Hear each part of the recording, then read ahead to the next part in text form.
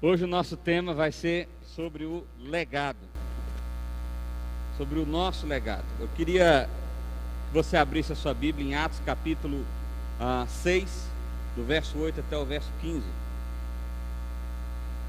Atos capítulo 6, do verso 8 até o verso 15. Hoje nós vamos meditar do capítulo 6, verso 8, até o fim do capítulo 7. Até o fim do capítulo 7, nós vamos pensar sobre algumas aplicações que nós podemos aprender através da história e da vida de Estevão, tá bom? Então, Atos capítulo 6, verso 8 até o verso 15, diz assim a palavra do Senhor. Estevão, homem cheio de graça e do poder de Deus, realizava grandes maravilhas e sinais entre o povo. Contudo, levantou-se oposição dos membros da chamada Sinagoga dos Libertos, dos judeus de Cirene e de Alexandria, bem como das províncias da Cilícia e da Ásia. Esses homens começaram a discutir com Estevão, mas não podiam resistir à sabedoria e ao espírito com que ele falava. Então subornaram alguns homens para dizerem: ouvimos Estevão falar palavras blasfemas contra Moisés e contra Deus. Com isso agitaram o povo, os líderes religiosos e os mestres da lei, e prendendo Estevão, levaram-no ao Sinédrio. Ali apresentaram falsas testemunhas que diziam: este homem não para de falar contra este lugar santo e contra a lei, pois ouvimos dizer que esse Jesus, o Nazareno, destruirá este lugar e mudará os costumes de Moisés, que Moisés nos legou. Olhando para ele, todos estavam sentados no sinédrio, viram que o seu rosto parecia o rosto de um anjo. Vamos orar mais uma vez? Pai, nós erguemos a nossa voz ao Senhor em adoração, ó Pai, e gratos ao Senhor, ó Deus, podermos adorar a Ti, podermos erguer a nossa voz através da música, dos cânticos, erguer a nossa voz através da oração e saber, ó Pai, e ter a plena convicção que por causa da Sua misericórdia, da Sua graça, o Senhor ouve, o Senhor recebe a nossa adoração, o Senhor está atento aos nossos corações, ó Pai. Nós Te louvamos por isso. Clamamos a Ti que nesse momento, ó Deus, o Senhor fale conosco por meio da Tua palavra, que o Senhor ministre aos nossos corações de forma profunda e real, pelo poder do Espírito Santo do Senhor, Pai. É o clamor que fazemos a Ti em nome de Jesus. Meus irmãos, nós estamos numa série de pregações do livro de Atos. Nós já fizemos aí uma série de exposições, e o que eu quero resumir aqui basicamente é o seguinte: nós estamos vendo como o Espírito Santo moveu, ou se moveu, ou fez com que a igreja se movesse naquele tempo em que ele veio ao mundo. Então, Atos capítulo 2 narra a descida do Espírito Santo, tal como prometido por Jesus, e agora o Espírito Santo habita no meio da igreja, e ele agora determina, ou ele movimenta corações e age em corações, para que o Evangelho seja propagado, para que conflitos sejam resolvidos, para que, ainda que perseguições aconteçam, a palavra de Deus continue a florescer. Nós vimos isso até na nossa última meditação, no capítulo 6, até o verso 7, onde nós vimos sobre como o Espírito Santo molda os nossos corações no momento de conflito. Pastor, eu não vi essas pregações, quero ver, sem problema, basta você entrar no YouTube, lá tem a série de pregações do livro de Atos, e você vai poder ver então desde o capítulo 1 até o capítulo que nós meditamos semana passada, tá bom? Hoje nós vamos falar sobre o tema legado. Se você observar o texto que nós lemos aqui, o texto termina com a seguinte preocupação, olha só: pois ouvimos dizer que esse Jesus, o Nazareno, destruirá este lugar e mudará os costumes que Moisés nos legou, nos deixou como legado. A ideia aqui é o seguinte: qual é o legado que você está construindo na sua história de vida, que eu estou construindo na minha história de vida, que nós como igreja estamos construindo? Alguém já disse que legado não é coisas que nós deixamos para alguém, mas é a mensagem que nós deixamos para alguém, a mensagem da nossa vida, a mensagem da nossa história. Isso é ou seria o legado. Mas antes da gente de fato falar sobre isso, eu quero falar um pouco sobre a vida de Estevão, que é aonde nós vamos tirar algumas aplicações sobre esse tema. Estevão foi um dos diáconos escolhidos, nós vimos isso semana passada lá no verso 5, quando a igreja teve conflito, eles escolheram os diáconos para justamente dirimir ou administrar os conflitos que estavam tendo naquela igreja. Estevão foi um desses homens que teve o seguinte destaque, olha aí verso 5, olha só, primeiro lugar, está aí para você? Está aí, belezinha. Então escolheram Estevão, um homem cheio de fé e do Espírito Santo. É o único homem dos 7 que eles são eleitos e escolhidos como diáconos que tem esse tipo de descrição. Por que isso acontece? Isso acontece porque de fato ele era alguém destacado, ele era alguém que já mostrava um testemunho acima da média, acima dos demais.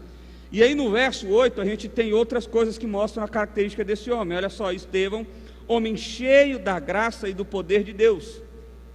Ele era alguém cheio do Espírito Santo de Deus, cheio do poder de Deus. Ele exalava a graça de Deus, o amor de Deus. Sabe aquele negócio de exalar o bom perfume do Senhor? Era isso. As pessoas olhavam para Estevão e logo via em Estevão a figura de Deus. Olha como isso é forte. Já pensou nesse negócio? As pessoas não tinham dúvidas, a partir do gesto, a partir da maneira que ele se comunicava, a partir da forma que ele andava, a partir da maneira que ele falava, que aquele homem era um homem de Deus. E ele ainda fazia algumas coisas que destacava ele nesse sentido, que é a parte B desse versículo. Realizava grandes maravilhas e sinais entre o povo. Através dele, muitos milagres aconteciam. Isso aqui é algo extraordinário, porque era comum que os apóstolos fizessem isso. Mas não era tão comum que outros, além dos apóstolos, fizessem isso de maneira tão extravagante, digamos assim. Mas Estevão era tão cheio de Deus, tão íntimo de Deus, tão cheio da graça e do poder de Deus, que Deus deu a ele a oportunidade e o privilégio de ser esse instrumento para que pessoas estivessem sendo curadas, pessoas estivessem, enfim, diversos sinais e maravilhas estivessem acontecendo. Só que aconteceu um negocinho, lembra? Tem um período de perseguiçãozinha aqui. Está começando uma perseguição, tentando impedir a propagação do Evangelho. E aí começou um debate. Judeus libertinos ou judeus libertos, quem são essas galera? Quem é essa galera? Era literalmente judeus que tinham sido escravos em algum momento da vida e tinham sido levados para essa região da Cilícia, de Roma, de outros lugares, para fora de Jerusalém. E esses homens então, depois do período ali que se passaram como escravos, foram libertos e voltaram para Jerusalém. E a ideia é que havia uma sinagoga que era basicamente visitada por esses homens, por essas pessoas. Esses judeus olhavam para Estevão e para o discurso de Estevão e se sentiram ofendidos com esse discurso. E começaram a debater e começaram a argumentar com Estevão.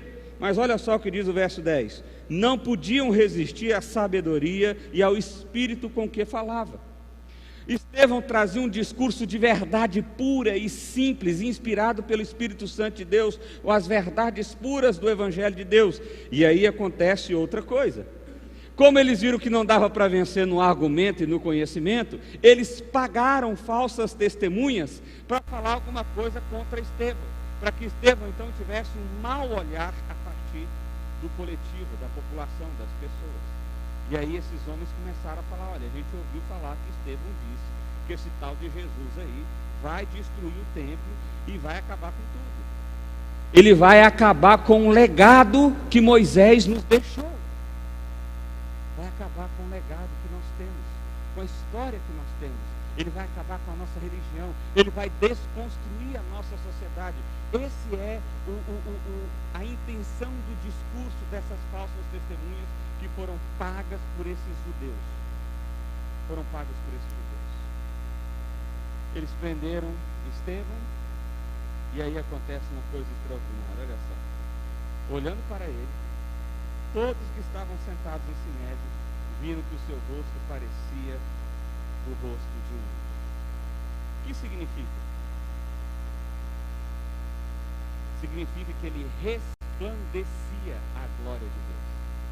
Alguns teólogos fazem alusão ao acontecimento de Moisés, quando Deus passa, Moisés está agachado de costa e a glória de Deus passa sobre Moisés. E aí ele teve que usar um véu, porque a glória de Deus resplandecia de forma tão extraordinária que as pessoas não conseguiam olhar para Moisés.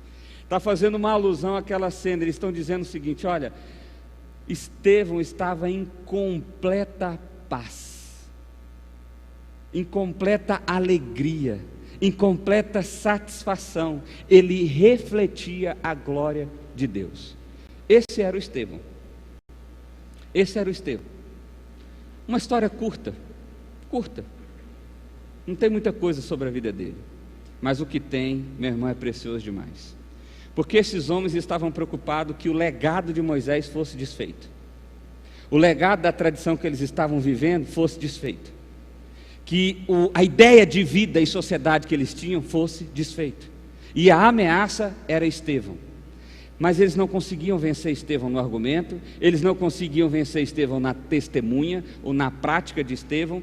Então eles mentiram, levaram Estevão para lá, colocaram diante do sinédrio, e talvez a expectativa é que você olhasse para Estevão agora e estivesse apavorado, com medo da morte, desesperado. Mas não, o que ele tem?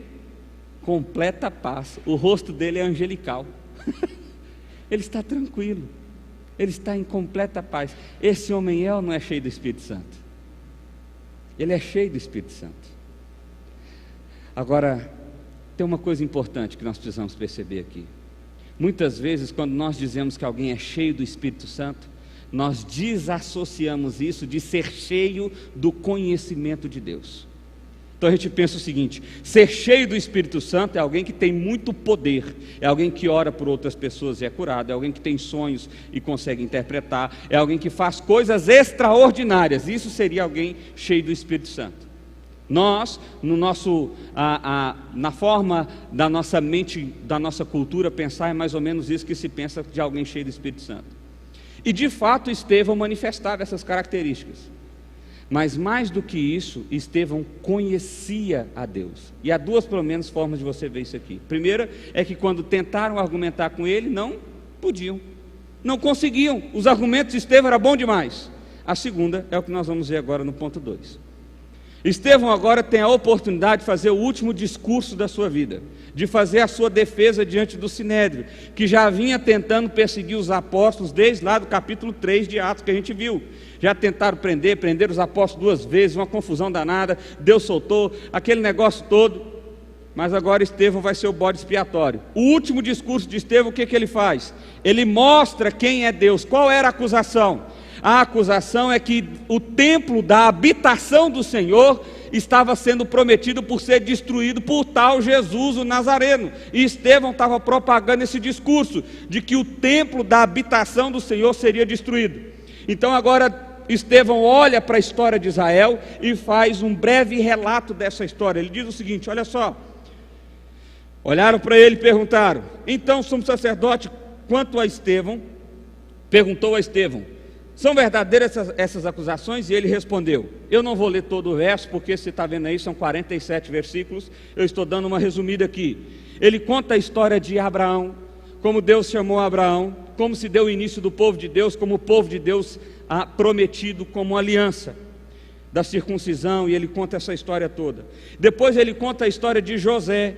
Ele vai falando de Abraão, faz a ligação de como o povo foi parar no Egito, de como José foi importante nesse processo, mas como a história de Israel foi esquecida e o povo permaneceu lá por 400 anos, mas mostrando que Deus esteve presente o tempo inteiro durante essa caminhada ali no Egito. Depois ele conta a história de Moisés e de como Moisés foi convocado a libertar o povo e dar ao povo a terra prometida, só que com um detalhe: ele destaca a paciência de Deus, porque ele conta a história de quando o povo se rebelou contra Moisés. Deixa eu contar essa história para você, que ela é interessante, talvez você não conheça, está lá em Êxodo 33.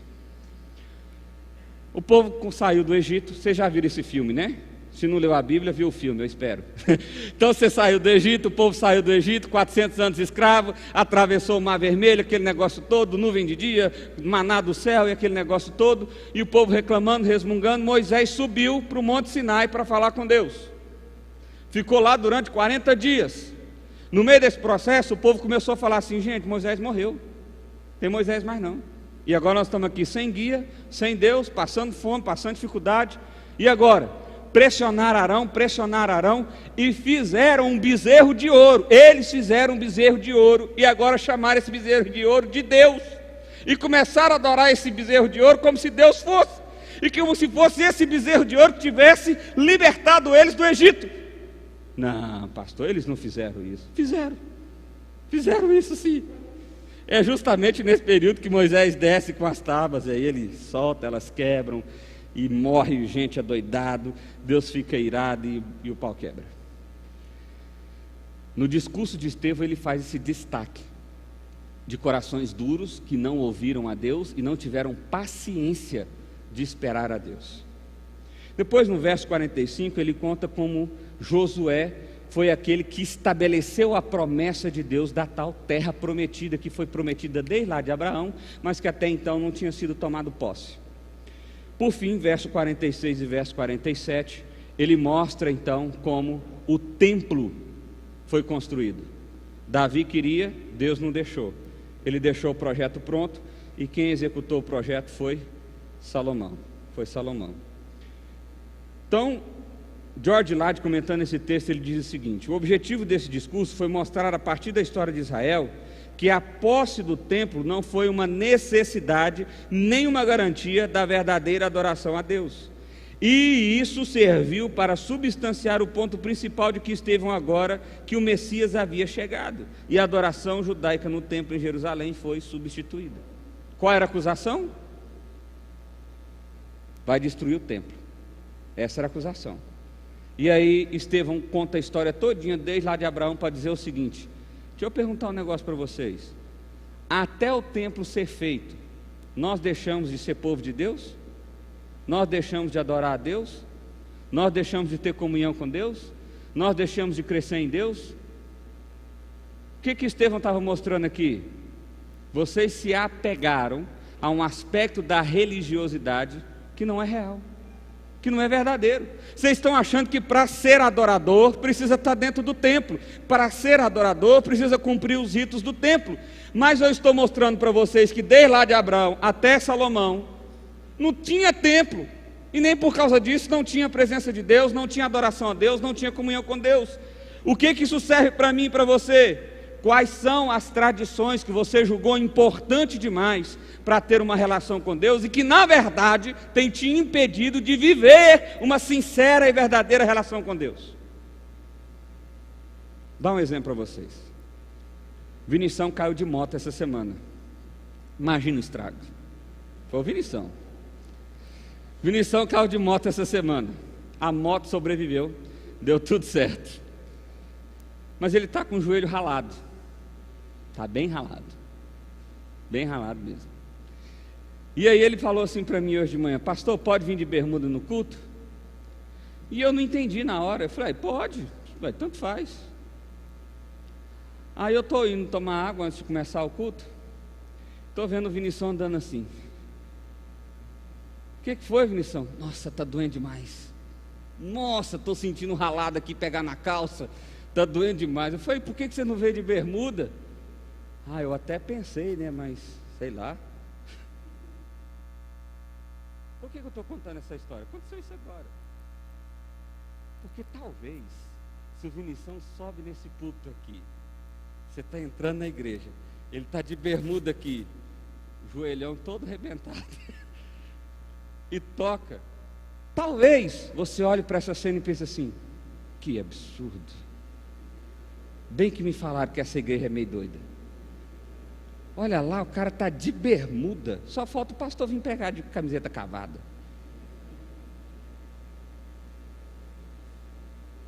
E aí, meu irmão, acabou. Pode tocar a música mais linda do mundo aqui, pode ser a palavra mais profunda do mundo aqui, mas para o seu coração, que está apegado em um aspecto que você considera superior, impediu você de ser o verdadeiro adorador.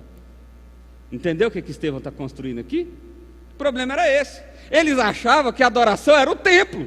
O templo é que é adoração, o templo é que é importante. Deus habita no templo, o templo é a representação da presença de Deus. E Estevão está falando assim: ô, cara pálida, não tinha templo não. A nossa história foi mais sem templo do que com templo. Vocês estão se apegando a uma coisa que de fato não é importante, não é essencial. Não vou usar importante, não é essencial. Não é essencial. E isso serve para você fazer uma avaliação no seu coração. Na sua relação com Deus, na sua maneira de lidar com Deus, o que você tem visto, ou o que tem mexido com o seu coração que te impede? Assim, não vou não, porque é doido, que cara só fala isso, só vê assim, só. Porque nós precisamos avaliar as coisas a partir do critério bíblico, e não a partir do critério da nossa própria vontade. Mas como que você vai fazer isso?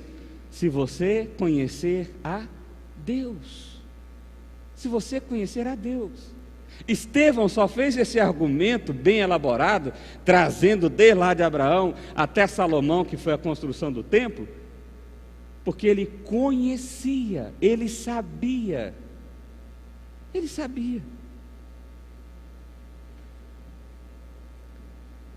Agora olha só, o argumento arremate de Estevão, verso 48, acompanhe comigo, terceiro lugar. Todavia, o Altíssimo não habita em casas feitas por homens, como diz o profeta: o céu é o meu trono e a terra o estrado dos meus pés. Que espécie de casa vocês me edificarão? Diz o Senhor. Ou onde seria meu lugar de descanso? Não foram as minhas mãos que fizeram todas essas coisas? Em algum momento, esses homens que estavam acusando Estevão, estavam acusando, além de ser uma acusação falsa, ou seja, eles foram pagos para falar aquilo, eles estavam falando besteira, porque eles estavam fazendo uma acusação de destruir a casa de Deus. Olha como que vai ser. Deixa eu dar um outro exemplo para vocês. Esse é mais pesado, eu sei que vai mexer com o coração de vocês, mas eu vou fazer de maneira proposital. Certa feita num seminário presbiteriano, um pastor, professor, numa aula de teologia sistemática, onde a gente estuda de maneira mais aprofundada a lógica da teologia, foi a fazer esse argumento mais ou menos o que eu estou fazendo aqui, o que Estevão fez. E para mostrar e para provar o argumento dele, ele fez a seguinte coisa, falou: gente, ele pegou a Bíblia, está vendo isso aqui? Isso aqui é sagrado? E os alunos meio assim, não sabem se responde se sim ou se não, falou: não é sagrado, isso aqui foi impresso numa impressora, foi compilado, arrumaram, colaram, puseram a capa bonitinho, mas daqui não sai poder nenhum, isso aqui é papel, isso aqui é papel. E aí ele fez o seguinte, ele fechou a Bíblia, olha para vocês como não sai poder, pôs a Bíblia no chão e fez assim em cima dela, subiu em cima dela. Eu sei, tem alguns aqui que estão pensando: não, aí também foi demais, pastor, não, aí não. Aí ele desceu, isso chegou no diretor do seminário, no dia seguinte o cara foi demitido. Verdade isso é verdade. Eu não tive como fazer esse exemplo, você sabe por quê?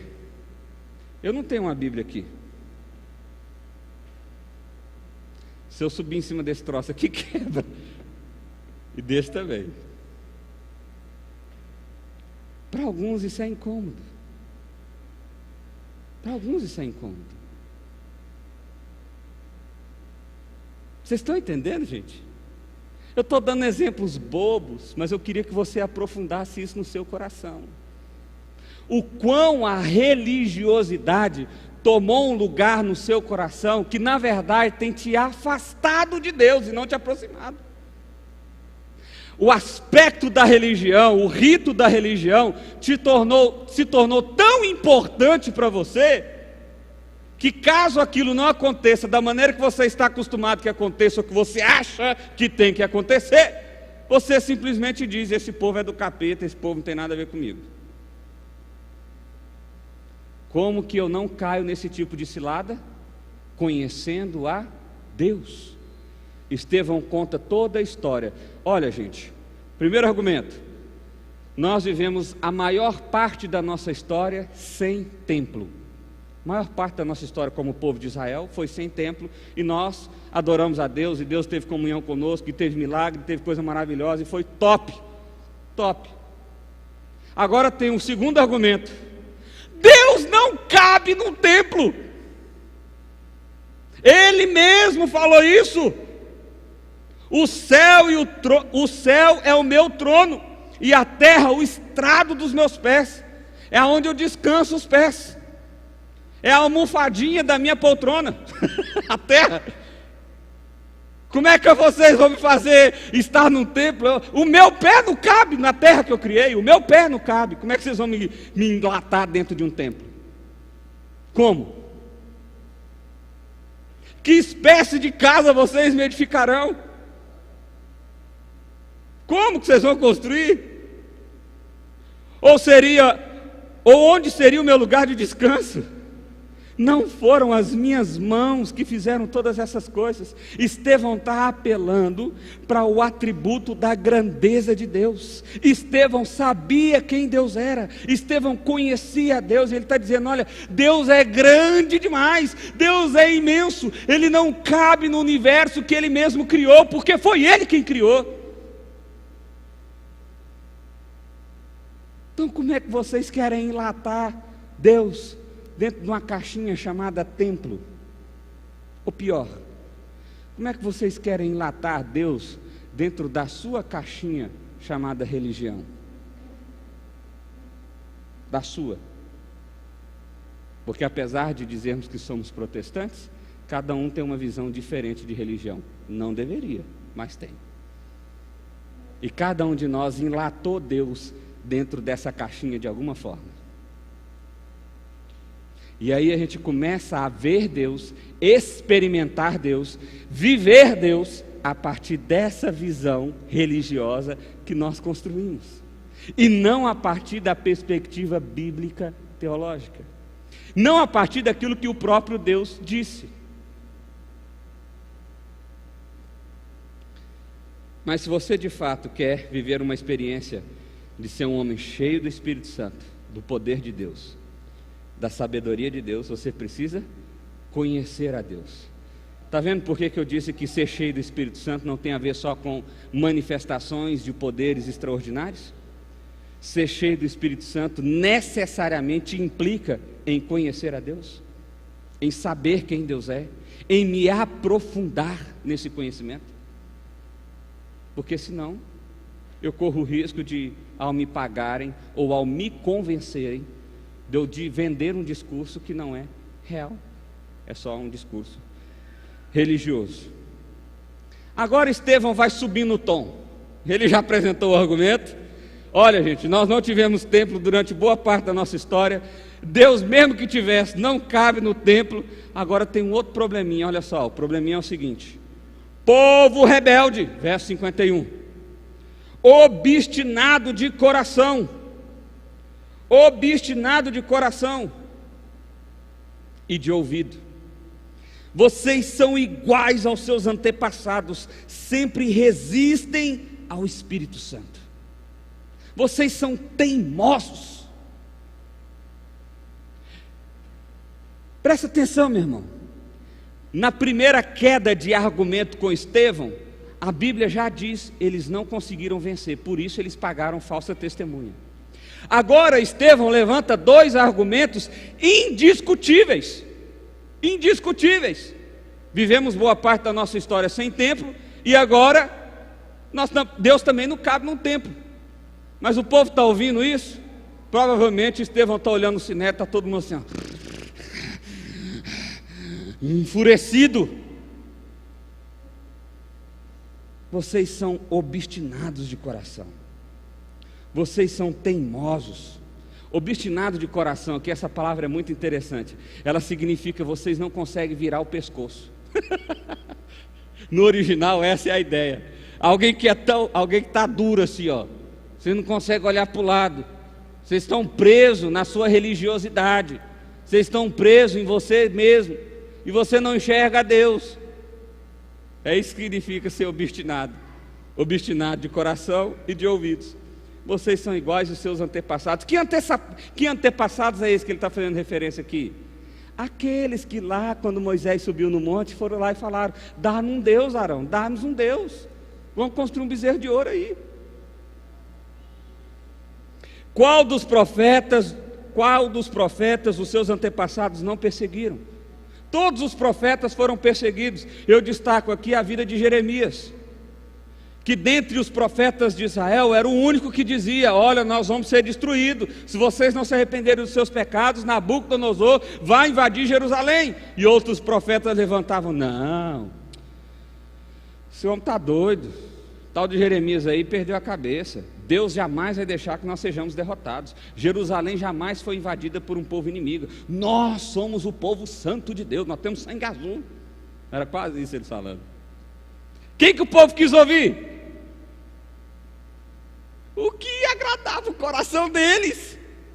O que agradava o coração deles. Vamos vencer, vamos ser vitoriosos. Não, nós não vamos perder nunca. Jeremias foi perseguido, Jeremias foi morto, Jeremias foi colocado de cabeça para baixo num fosso, pendurado por uma corda. E assim foram com todos os outros profetas do Senhor. Elias, Eliseu e tantos outros, perseguidos, porque anunciaram a palavra e a verdade do Senhor. Eles mataram aqueles que prediziam a vinda do justo, de quem agora vocês se tornaram traidores e assassinos. Desde lá atrás, quando alguém anunciava que Cristo Jesus era o centro da história, que era Ele que era a verdadeira razão da nossa adoração, que é por causa de Cristo que nós nos relacionamos com Deus, é por causa de Cristo que nós somos filhos, é por causa de Cristo que nós somos herdeiros, é por causa de Cristo que há vida em nós. Desde os profetas antigos, quando anunciavam essas verdades, vocês já tentaram matá-los, e alguns de fato até mataram. Vocês que receberam a lei por intermédio de anjos, mas não obedecem. A lei foi dada a vocês, povo rebelde. Vocês conhecem a lei? Ou qual era a preocupação mesmo? Está manchando o legado de Moisés. O nosso legado enquanto povo está sendo manchado. O legado da lei. O legado da lei. E aí Estevão está dizendo: do que adianta você conhecer a lei se você não faz, se você não pratica? Não é disso que as nossas esposas reclamam? Do que adianta você falar que ama, mas você não mostra isso? Ou às vezes nem fala. Do que adianta? Você precisa agir. Agir. Nós falamos isso hoje pela manhã aqui na nossa meditação. E aí o verso 54 mostra por que esse discurso foi direcionado dessa forma. Estevão já olha para eles e chama eles de povo rebelde. Ouvindo isso, ficavam furiosos e rangiam os dentes contra ele. Eles estavam como cachorros raivosos, prontos para atacar, porque Estevão escancarou o pecado do coração deles. Olha que coisa interessante, meus irmãos. Estevão é cheio do Espírito Santo, homem que fez sinais e maravilhas. Certamente ele tinha capacidade de discernir que aqueles que os acusavam eram falsos testemunhos, mas em momento nenhum ele levanta esse argumento. Ele não está defendendo a honra dele, ele não está preocupado com a pessoa dele, não é o Estevão que foi ofendido, ele está nem aí para a figura do Estevão, porque o que foi ofendido e o que de fato incomoda o coração do Estevão é que Deus estava sendo propagado de maneira errada, o Evangelho estava sendo negado e a obra de Cristo estava sendo desvirtuada, e esse era o verdadeiro problema. O quão apaixonado por Deus eu e você precisamos ser para chegar nesse nível, onde a nossa honra não importa mais, só importa quando a honra de Deus de fato é desorientada, é mexida, é deturpada ou coisa do tipo. O quão cheio de Deus nós precisamos ser, porque quantos de nós já não em algum momento falou assim: você está falando que eu estou mentindo? É isso? E aí você já estufa o peito aqui. Está me chamando de mentiroso, rapaz? Estevão, ele não está importando com isso não. Porque o que era importante na vida de Estevão? O Evangelho, a mensagem do Evangelho, a verdade do Evangelho. Estevão podia ser político aqui. Ele podia dizer assim: gente, olha, eu não falei isso não, eu não contei nada disso, eu não tenho nada a ver com isso. Me chamaram aí, o tal do Pedrão me chamou, mas eu fui lá, mas já saí também, nem conheço Pedro direito não. Mas não, ele não negocia valores do Evangelho, não negocia. Ele escancarou o pecado. O pecado, meus irmãos, me assusta. Deixa eu contar um outro exemplo para você. Certa feita eu estava com uma pessoa conversando, e ela contando as histórias, e a gente ali conversando, uma conversa pastoral, e essa pessoa começou a contar as histórias, todas as histórias dela, ela falando como, ela não falou essa palavra, mas sempre era pecado, toda a história envolvia pecado, toda a história envolvia pecado. E a pessoa ria e brincava e falava, e toda história tem pecado, toda história tem pecado.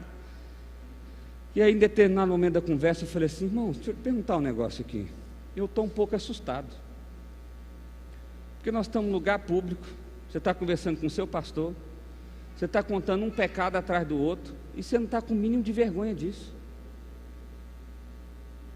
E eu estou assustado com isso, porque se eu sou o pastor e você não está nem aí, não tem peso, não tem pecado, porque assim, não é que tem que ter peso e pecado comigo, eu sou uma pessoa normal, tá bom? Mas é porque há no consciente nosso que a figura do pastor é uma figura mais sei lá o que, tudo mentira, nada disso, sou um pecador desgraçado que nem qualquer um aqui, mas existe esse negócio. E aí se a pessoa não tem, você imagina então, me assusta como nós pecamos e como isso não incomoda o nosso coração. É isso que está acontecendo com esses caras aqui do Sinédrio, os mestres da lei. É por isso que eles estão furiosos, porque o pecado deles foi escancarado, foi trazido à tona, e ao invés deles se arrependerem, eles ficaram furiosos. Ao invés deles refletirem de maneira profunda, eles ficaram furiosos, enraivecidos. Eles ficavam com ódio, porque o pecado não trouxe constrangimento, o pecado trouxe raiva, porque eles ouviram o que eles não queriam ouvir. E quantas vezes, meus irmãos, quantas vezes nós passamos por esse tipo de experiência, porque é ruim demais quando alguém enfia o dedo na nossa ferida, fala a verdade. Mas Estevão não está nem aí. Ele não está aqui para negociar, ele está aqui para escancarar o Evangelho. E aí nós vamos então para o legado de Estevão. Olha só, em quinto lugar.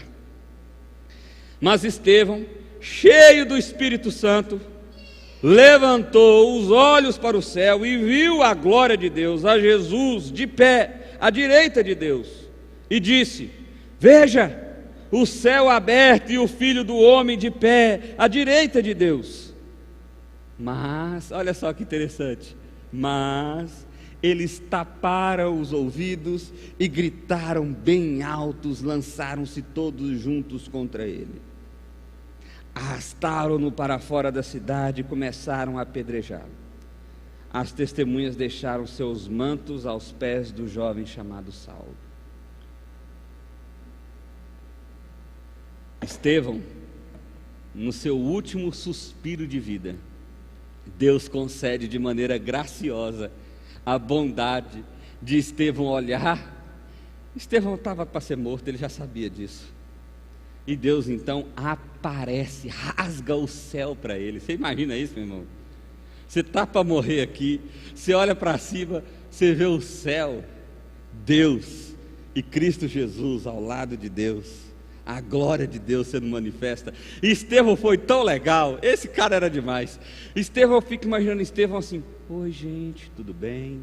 Eu pensei numa fala mansa, tranquila, não era assim, atrapalhado que nem eu, era um cara manso, um cara tranquilo, um cara de boa, voz tranquila, voz serena, uma voz aveludada, assim, um negócio bom de ouvir. Ele olha gente, olha, vocês estão vendo? Eu estou vendo Deus, e do lado dele está Cristo Jesus. A ideia do texto é que ninguém olhou, ninguém quis olhar, ninguém se prestou a olhar, ninguém quis ver. Eles taparam os ouvidos e logo começaram a gritar para abafar o discurso de Estevão. Deixaram a raiva e o ódio tomar conta, e logo alguém deve ter tomado a iniciativa de: pega esse homem, vamos matar ele logo. Arrastaram para fora da cidade com um ar de santidade. Não apedreja aqui não, que aqui é o templo. Aqui é santo, não dá para matar aqui não. Vamos levar lá para fora, que lá a gente acaba com ele. Levaram para fora e começaram a dar pedrada nesse homem. E Estevão está o quê? Olhando para o céu, vendo a glória do Pai e gritando: olhem vocês também, olhem vocês também, olhem vocês também. Vejam, vejam, vejam. Eu destaquei aqui alguns legados que nós podemos aprender até aqui com Estevão. Aprendemos com esses versículos pelo menos as seguintes lições. Primeiro, quando você é cheio do Espírito Santo, temos intimidade com Deus. Não tem esse negócio de ser cheio do Espírito Santo e não ter intimidade com Deus. Não ser o evangelho que direcione os seus passos, não ser o evangelho que move o seu coração não é encharcado de emoção. Não tem Espírito Santo aí. Pode ter intelectualidade, pode ter conhecimento, mas Espírito Santo não. Segundo, Jesus é gracioso com aqueles que o amam. Esse é um legado que Estevão deixou para nós. Não só Estevão, mas talvez todos os apóstolos. Jesus é gracioso. Meu irmão, Estevão precisava que Deus aparecesse para ele na hora de sua morte? Não. Ele tinha alguma dúvida sobre o fato de que ele iria para o céu e encontrar na glória eterna com Jesus? Não, ele está pregando isso, ele está anunciando isso, ele tem plena convicção disso. Por que Deus então aparece? Por graça, por bondade, por carinho. Carinho. É a mesma coisa que Deus faz comigo e com você quando Ele nos cura de uma doença. É a mesma coisa que Deus faz comigo e com você quando, através de uma pessoa, de uma palavra, de uma circunstância, Ele encoraja o nosso coração. É a mesma coisa. Deus precisa fazer isso? Não, mas por que Ele faz? Por graça, por carinho, por amor. Esse é o nosso Deus. Um Deus carinhoso, um Deus amoroso. Terceira coisa que nós podemos aprender aqui: mesmo diante da iminente morte de Estevão, não tirou o seu olhar de Cristo. Talvez esse seja o seu problema. Esse legado você tinha que levar para a sua história. Olhar para Cristo. Há alguns acontecimentos na Bíblia que nos apontam para essa realidade. Por exemplo, quando Pedro andou sobre as águas. É simples, a aplicação ali é simples. Nunca deixe de olhar para Cristo. Por quê? Pedrão viu Jesus vindo, falou: então deixa eu ir também. Jesus: pode vir, tranquilo, sossegado. Pedrão desceu do barco, firmou. Ei, firmou, afundou, está afundando. Foi isso que aconteceu. Quando ele tirou o óleo de Jesus, ele começou a afundar. Olhe para Jesus. Estevão estava sofrendo com as pedradas, com as ofensas, com as caras raivosas? Não, ele só está olhando para a glória de Deus, ele só está vendo Deus Pai. Eu fico imaginando assim: nossa, acerta na testa. Eu sei lá o que ele estava pensando, mas ele estava lá tranquilo, com o rosto angelical, a glória de Deus se manifestando ali, a glória de Deus se manifestando. Quarto, ele permaneceu fiel à palavra de Deus. Ele não negociou a palavra de Deus. Ele foi e constrangeu o pecado daqueles homens. Ele expôs fielmente a palavra de Deus. Ele não negociou. Quinto, ele compartilhou Cristo até a última oportunidade. Até a última oportunidade ele compartilhou Cristo. Olha, vejam Cristo, olha lá Cristo, vejam Cristo. Agora eu estou vendo Deus aqui, estou vendo Jesus, está do lado. Mas eles taparam os ouvidos, eles não quiseram ver. E quinto, ele não se rebelou, porque no seu coração só havia paz.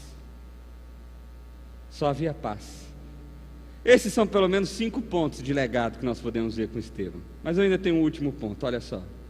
Eu quero explorar mais essa paz de Estevão. que são os últimos 2 versículos.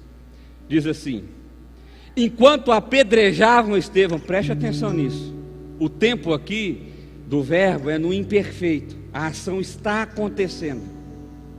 Enquanto ele era apedrejado, enquanto ele recebia as pedradas, ele orava. Gente, fala sério. Ele só pregou o evangelho, ele só falou a verdade, ele só foi honesto. Mentiram, conspiraram contra ele, não ouviram nada do que ele disse e mataram ele. Mas o coração dele estava encharcado de quê? De paz. E porque o coração dele estava encharcado de paz, enquanto ele recebia as pedradas, eu fico imaginando ele aqui, ó, os braços abertos, em pé. Perceba que ele ainda está em pé, você vai saber por quê. Olhando para o céu, vendo Jesus assim, ó, ele já está vendo Jesus. E ele começa a erguer a voz, olha só o que ele diz: Senhor Jesus, recebe o meu espírito. E então ele caiu de joelhos. Agora sim, ele se prostra e ele faz uma segunda oração: Senhor, não os considere culpados deste pecado. Senhor, seja benevolente com esses que me apedrejam. Não tome conta o pecado deles contra mim. Meu irmão, eu só vou ter esse nível de paz se eu tiver intimidade com Deus, se eu estiver com os olhos fixos em Cristo Jesus, se Ele for a minha referência de vida, de marido, de esposa, de empresário, de empregado e empregador, de amigo. Se Ele é o centro, se a mensagem do Evangelho é o centro da minha história, só assim, ainda que eu seja apedrejado para a morte, eu continuarei a ver a Cristo, eu continuarei a perceber a sua glória, e o amor vai transbordar de maneira tão extraordinária, de maneira tão viva, que vai haver compaixão contra aqueles que me perseguem. Isso é extraordinário demais. E dizendo isso, adormeceu. Alguns dizem, alguns teólogos usam essa expressão para dizer o seguinte: 2 possibilidades. A mais óbvia delas é que no apedrejamento as feridas foram aumentando e ele morreu. A segunda hipótese, mais espiritual, digamos assim, é que foi tendo aquelas pedras, foram alcançando ele, mas que não foram as pedras que o mataram, mas que de fato Cristo Jesus recebeu o seu espírito e ele caiu adormecido. Eu sei, é mais gostoso a gente pensar na segunda hipótese, não é? Mas ainda que seja a primeira, não muda o fato de que Cristo Jesus que recebeu o seu espírito. Meu irmão, ele só tinha paz no coração porque ele era íntimo de Deus. Eu quero ler essa frase de David Guzik. Ele diz assim: Estevão não era um super-homem, mas era um homem sobrenaturalmente cheio do Espírito Santo em todo o seu ser. Muitos têm pouca ideia do quão grandemente podem ser usados por Deus enquanto andam no poder do Espírito Santo. Você se subestima quando você acha que você não pode, quando você acha que você não dá conta.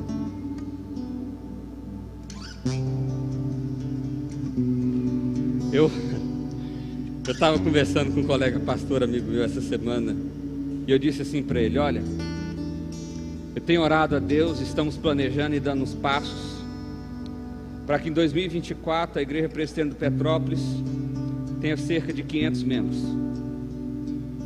Em 2030, 1000. E ele falou assim: Vinícius, é doido demais. Por que você está pensando isso? Foi porque eu preciso sonhar. Porque não depende de mim. Não sou eu que vou fazer nada disso. Eu não estou dizendo que vai realmente chegar nessa realidade. Nem estou dizendo que pode ser só essa realidade. Mas eu preciso sonhar. Por que eu estou dizendo isso, meu irmão? Porque às vezes você desistiu de sua família. Você, esse povo aqui não recebe Jesus mais não. O Espírito Santo tem lugar aqui mais não. Você desistiu de amizades, você desistiu de seu casamento, você desistiu sei lá do que.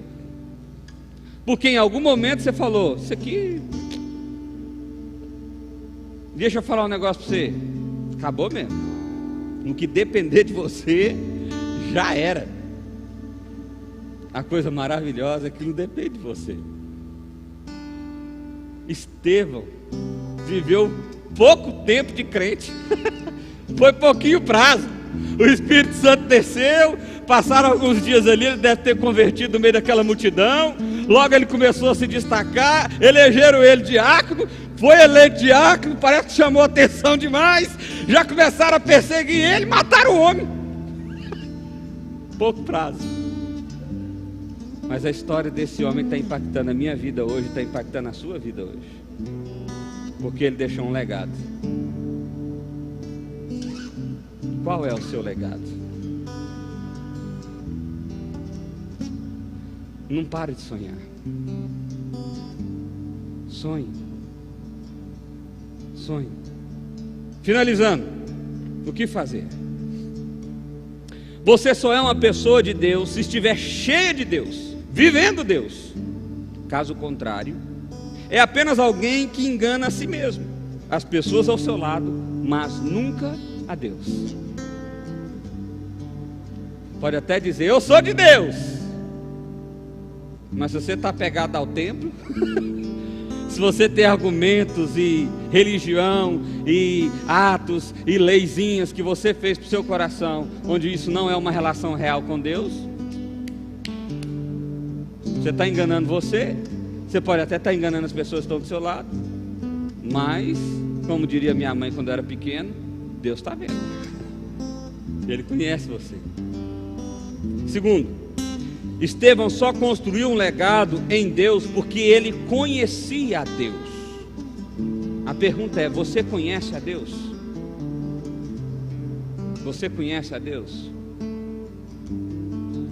Pastor, eu não conheço a Deus, gostaria de conhecer mais. Então me procure um dos diáconos, procure um dos presbíteros. Nós temos cursos, discipulados, programas inteiros para que você possa se aprofundar no seu conhecimento de Deus. Eu não tenho tempo. Tem problema não, tem curso que está só online. Você grava, assiste, madrugada, na hora que você precisar. Eu não tenho mais desculpa. Então agora lascou. Você precisa conhecer a Deus. Terceiro, a pessoa rebelde, preste bem atenção nessa frase. A pessoa rebelde não conhece a Deus. Ela apenas discorda daquilo que constrange o seu próprio coração. E ainda assim é capaz de usar a religião como seu argumento. O rebelde, ele está pouco importando na sua relação com Deus. O problema é quando você afeta ou constrange o coração dele. Esse é que é o problema. E tem umas pessoas que são tão malditas, como as que estavam aqui com Estevão, que ainda usa a religião para isso. Ainda usa argumentos religiosos para isso, para justificar o seu pecado, para não olhar para Deus, para não se arrepender de seus maus caminhos.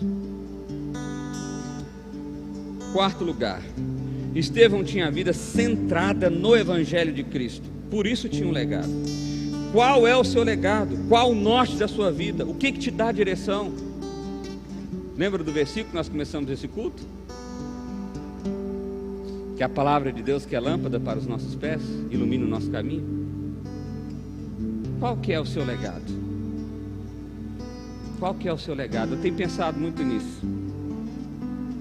A gente divulgou aí na internet, a Ju está grávida de novo. Uma coisa maravilhosa. E a gente não estava nem esperando, ela estava tomando remédio. Mas Deus quis e a gente aceitou de bom grado. Mas eu tenho pensado, o que eu vou deixar de legado para os meus filhos? O quê? Eu tenho um amigos íntimos, próximos, filhos de pastor, que odeiam a igreja de todo o coração, porque aprenderam que a igreja era o inimigo. Papai não está, papai está na igreja. Papai tem que sair, papai vai para a igreja. E aprenderam que a igreja era a prioridade, e não eles. E eles não estão na igreja. E eu fiquei pensando, eu não quero que meus filhos tenham esse tipo de sentimento.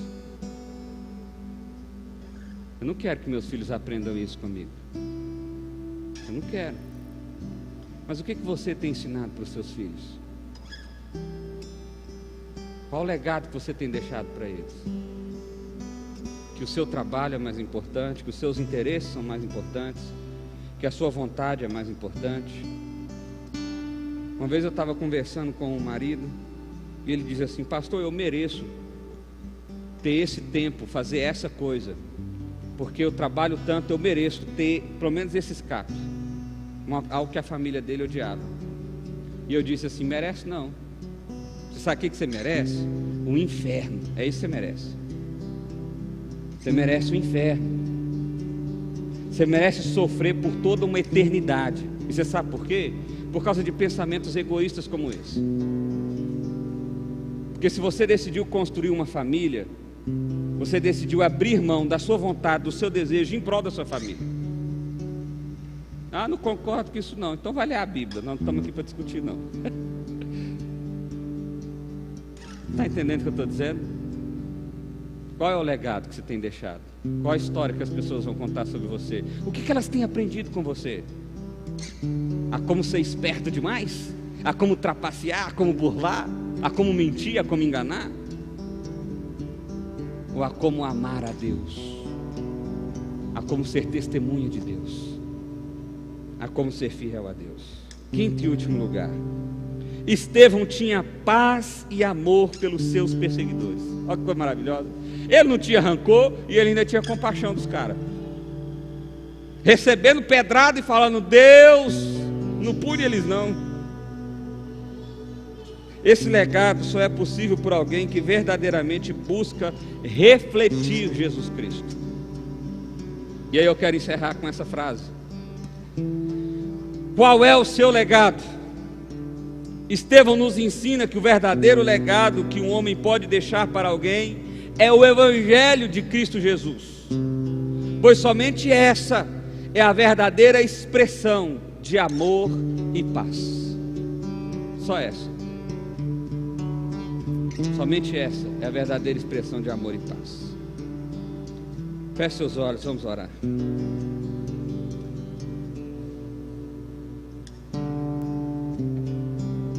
Pai, nos ajuda a construir uma história de vida centrada no Senhor, Pai. Nos ajuda, Pai, a refletir a Tua glória, a Tua graça, o Teu amor, ser testemunhas vivas do Senhor, abrir mão, ó Pai, do que tivermos que abrir mão. Pai, em nome de Jesus, sejamos conduzidos pelo Senhor e para a glória do Senhor.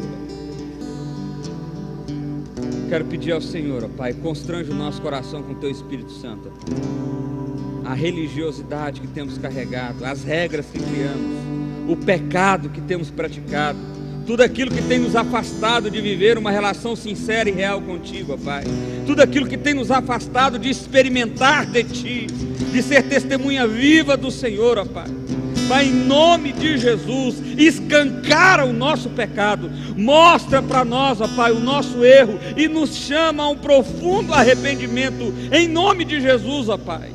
Destampe os nossos ouvidos, ó Pai, destampe os nossos olhos, para que nós possamos ouvir o Teu chamado, enxergar a Tua glória e caminhar em direção a essa glória, Pai. Nos ajuda a construir um legado, ó Deus, nos ajuda a ser a mensagem viva do Senhor, a mensagem expressa, refletida do Senhor, ó Pai. E que as pessoas possam olhar para nós e ver um rosto angelical, uma paz extraordinária, porque deslumbramos o Teu amor, porque experimentamos do Teu amor, ó Pai, porque experimentamos do Senhor, ó Deus, e tudo que refletimos é o Senhor. Vá de encontro, ó Pai, com as famílias que estão quebradas, as pessoas que estão doentes, corações amargurados. Pai, em nome de Jesus, cura essas pessoas com Teu amor. Abra os olhos delas e permita que elas vejam a Tua glória. Permita que elas experimentem da Tua bondade e da Tua graça, Pai.